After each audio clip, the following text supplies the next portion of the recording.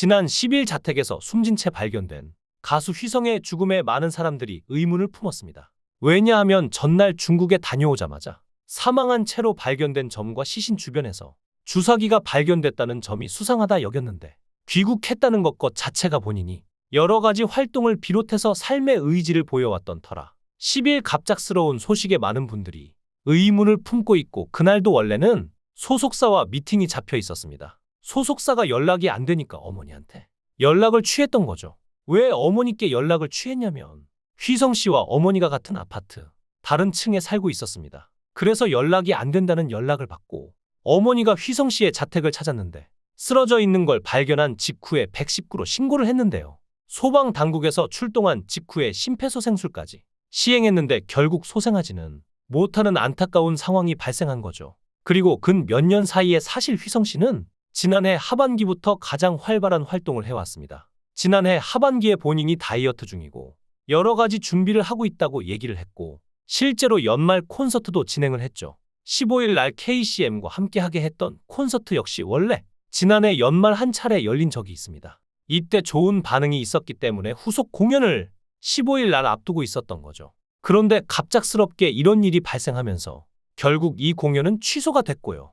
이 공연 외에도 3월 말에는 화이트데이를 맞아서 또 다른 공연을 무대에 설 예정이었는데, 이 공연에도 결국 휘성 씨의 모습은 볼 수 없게 되었습니다. 이에 유가족들은 아들이 떠난 것도 힘든데 여러 의혹에 굉장히 힘들어하며 결국 부검을 진행했습니다. 그리고 드디어 결과가 발표되었는데, 어머님의 건강이 염려돼 가족들끼리 조용히 치르려고 했던 장례식도 진행할 예정이며, 오는 14일부터 삼성서울병원 장례식장에 빈소를 마련하고 발인은 오는 16일에 장지는 광릉 추모공원에서 진행할 예정이라고 합니다. 하지만 아직도 그의 죽음에는 의문이 남아 있습니다. 왜 멀쩡한 사람이 하루아침에 싸늘한 죽음으로 발견되었을까요? 많은 사람들이 유명 가수로 활발히 활동하던 그가 갑자기 공개 석상에서 사라진 이유에 집중해야 한다고 합니다. 바로 그때 일이 있었기 때문이라고 많은 사람들이 추측하고 있습니다. 가수 휘성은 대표 곡만 내도 안 되나요?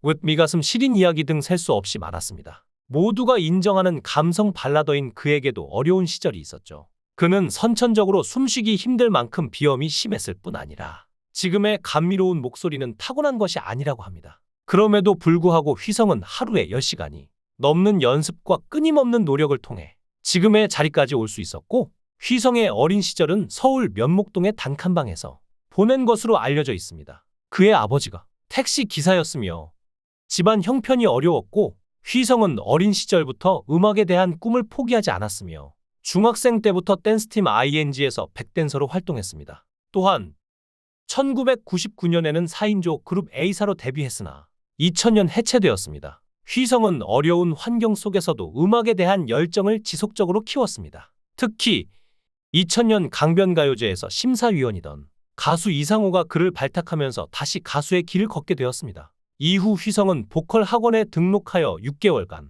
매일 10시간씩 노래 연습을 하며 실력을 쌓았습니다. 이후 승승장구하며 가수 휘성은 그가 작사 및 작곡한 곡들이 약 300곡에 달하며 이로 인해 저작권료 수입이 상당하다고 알려져 있죠. 그의 저작권료 수입은 한국에서 상위 10위 안에 드는 규모로, 이는 그가 단순한 가수 이상의 존재임을 의미하는데, 방송 출연 중 그는 자신의 저작권료 수입에 대해 어마어마하다고 표현하기도 했습니다. 하지만 이렇게 저작권 수입만으로도 어마어마한 그가 하루아침에 싸늘한 죽음으로 발견되었을까요?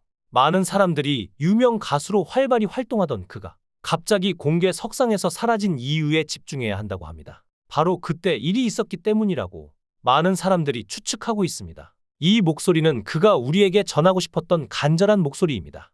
나 너 얘기를 오늘 다 들으니까 내가 쓰레기같이 느껴져서. 나 이제 무슨 일하고 살아야 되니? 나 노래라도 할 수 있을까? 내가 진짜 그런 얘기, 내가 형한테 그런 얘기 언급이라도 했어요. 내가 형이 에이미를 곱대기 굴 때마다 내가 형한테 싸운 적은 있어도 내가 한 번이라도 내가 에이미 입 막아달라고 그렇게 조폭 동원해달라고 하한 적이 있어요? 형, 그런 일 있으면 나한테 지금 제발 얘기 좀 해줘. 나 빨리 처벌받고 편해지고 싶다고. 결코 그런 일 없고, 그래? 결코 그런 일 없고, 자기가 법정까지 나섰을 때 나 어떻게 해야 되니? 나 이제 어떻게 살아야 돼? 어떻게 해야 되니라고? 왜 그러는 거야? 내가 단박에 다시 쓸게. 너가 잘못했다고 얘기해도 아무도 안 믿어 이제. 아니야, 믿어. 아니, 아무도 안 믿을 거야. 나 오늘 콘서트 결국에 이후 콘서트까지 취소되면서 모든 계약들 다 무너지게 됐어. 나 이제 무슨 일하고 살아야 되니? 나 노래라도 할 수 있을까? 나 용서해줘. 네가 날 용서해야 된다며. 내가 너무 네가 날 용서해야 된다며. 이제 아무도 나 안 믿는데. 이제 나 아무도 안 믿는데. 나는 어떻게 살아야 되니? 아니야. 아니 나는 내가 그런 말을 할 이유도 없고 할 일도 없고. 에이미가 한 말이에요? 아니면은 형이 들려줬다 그러던데? 내가 왜 걔를 왜 들려줘 그런 거를? 아니 있냐고요, 형. 진짜로 내가 진짜 그런 말을 했냐고요. 네가 할 그 말을 할 사람이 리도 없나? 없고. 이야기의 시작은 그의 파란만장했던 삶으로 돌아갑니다. 1982년생으로 만 42세인 휘성은 2002년 데뷔했으며 여러 히트곡을 남겼으나 2019년 9월부터 3개월간 12차례에 걸쳐 약을 매수하고 상습 투약한 혐의로 기소돼 징역 1년에 집행유예 2년, 추징금 6,050만 원을 선고받아 많은 사람들에게 실망을 안겼죠. 하지만 더 충격적인 사건은 당시 2019년 4월에 에이미의 인스타그램에 남성 연예인 A씨와 함께 약을 복용했다고 폭로했는데, 당시 에이미 주장에 따르면 자신의 폭로를 막기 위해 지인들과 집단으로 이상한 짓과 몰카를 촬영해 협박할 생각이었다고 해 굉장히 화제가 되었습니다. 에이미는 한국계 미국인 방송인으로 그녀는 한국인 부모가 미국 유학 중 미국에서 태어난 후 대한민국에서 성장했고, 예명인 에이미는 미국 시민권자로서 영어 이름입니다. 아버지는 벤처기업 사장, 어머니는 유명 영어 교육 사업자로 알려져 있고, 외삼촌이 방송인이며 에이미의 할아버지는 미국에 위치한 병원의 원장입니다. 그녀가 사람들에게 알려진 배경은 당시 유명 프로그램인 악녀일기에서 에이미는 으리으리한 집을 공개하면서 한국판 페리스 힐튼과 같은 이미지로 자리 잡을 수 있었고, 이후 부자 집딸, 재벌 집딸의 이미지로 각종 케이블 예능 등을 통해 활발하게 활동하였고, 가수 신화와 사귀고 헤어지는 등 유명 연예인과 만남을 하면서 인지도는 더 쌓였습니다. 하지만 인기를 즐기고 있던 그녀는 자주 약물 문제를 일으켰고 결국 대한민국에서 추방당하게 됩니다. 그리고 5년이 지난 뒤 한국에 온 지금으로부터 3년 전 징역 3년을 구형당하며 돈 많은 악녀의 이미지를 굳히게 됩니다. 하지만 이런 그녀와 엮이게 된 휘성은 에이미가 악녀일기 시절 소울메이트라 언급한 점과 군복무 도중 약의 혐의에 휘말렸다는 점 때문에 가수 휘성이 거론되었고, 휘성이 1인 소속사인데도 사실 확인의 시간이 오래 걸려 그 때문에 더욱 의심받다가 결국 19일에 녹취록이 공개되면서 휘성은 오히려 마녀사냥의 피해자인 것으로 세상에 알려지게 되어 상황이 반전되었죠. 결국엔 휘성은 에이미에게 못된 행동을 한 게 아닌데 오히려 마녀사냥으로 피해자가 된 것이었는데요. 심지어 2013년 약 혐의에 관련해서도 휘성이 조폭을 동원해 입막음을 했다는 확인되지 않은 설이 돌았고, 이 루머를 퍼뜨린 사람이 에이미의 지인으로 휘성 성폭행모의 루머를 퍼뜨린 인물과 동일 인물이라는 것이 밝혀지게 되며 휘성은 제대로 누명을 썼던 것이 뒤늦게 밝혀졌죠. 결론은 제3자가 에이미와 휘성 사이에서 이간질을 했다는 이야기인데, 문제는 에이미가 이걸 사실 확인을 제대로 하지도 않고 폭로해버려 상황이 더 커져버렸죠. 결국 휘성은 팬들과 대중들에게 크게 비난을 당하고 예정된 콘서트도 취소해 어마어마한 위약금을 물어야 하는 상황에 놓였다고 호소하며, 에이미에게 내가 잘못했다고 해도 유죄 추정의 원칙 아무도 안 믿는다. 난 콘서트까지 취소되면서 모든 계약들이 무효되었다. 이제 나 무슨 일하고 사냐? 나 노래라도 할 수 있을까? 라 흐느끼며 에이미를 엄청나게 원망하는 내용.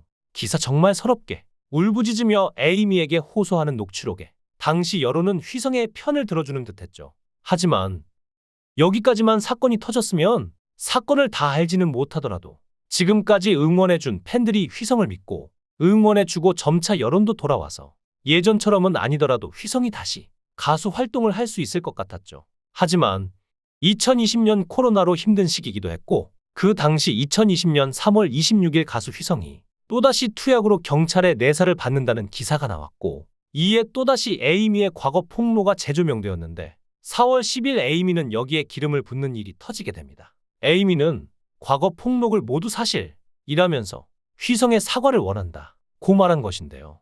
결국 휘성은 경찰 조사를 받고 있는 상황에서 어떠한 말도 어떠한 변명도 할 수 없는 상황에서 지난 과거까지 사실화되며 해명할 기회도 없게 되었죠. 결국엔 다시 여론을 뒤집지 못하고 휘성은 우리의 기억 속으로 사라지고 말았습니다. 하지만 그가 다시 복귀한 것은 얼마 전 인스타에 100만 년 만에 셀카 한 장 원트라는 글과 함께 사진을 게재하며 다시 활동을 시사했고 약간은 어색한 듯 미묘한 표정을 지어 보인 그는 이전과는 달라 보이는 외모로 보는 이들의 시선을 모았죠. 당시 누리꾼들은 성형한 것이 아니냐, 건강이 이상한 것이 아니냐는 의혹을 내놓으며 그가 힘든 시간을 보낼 수밖에 없었는데 이에 대해 휘성의 측근은 살이 조금 쪄서 다이어트를 하면서 살을 빼고 있는 중이라며 성형설과 건강 이상설에 대해선 전혀 아니다 라고 해명하기까지 했죠. 그때 휘성의 심정은 어땠을까요? 그래도 어떻게든 해명하고 싶었던 휘성은 이후 공개된 사진을 통해 건강한 모습으로 등장하면서 그를 둘러싼 루머도 자연스럽게 잦아들면서 팬들은 달라진 그의 목소리를 들어볼 날만 기다렸죠.